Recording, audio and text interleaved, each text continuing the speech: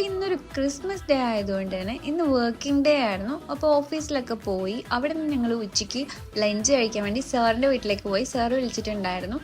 അവിടെ നല്ല അടിപൊളി ബിരിയാണി, ബീഫ്, പിന്നെ വെറും ചോറ്, മോരുകറി, മീൻ കറി, അങ്ങനെ കുറേ ഐറ്റംസ് ഉണ്ടായിരുന്നു. ഞാനതിൽ മെയിനായിട്ട് കഴിച്ചിട്ടുള്ളത് ചിക്കൻ ബിരിയാണി കഴിച്ചു. പിന്നെ ഞങ്ങൾ കുറേ നേരം സംസാരിച്ചു, പിന്നെ വീഡിയോസ് എടുത്തു, കുറേ ഫോട്ടോസൊക്കെ എടുത്ത് നല്ല അടിപൊളിയായിരുന്നു. എല്ലാവരും കൂടെ ഓഫീസിൽ നിന്ന് പോയതായിരുന്നു.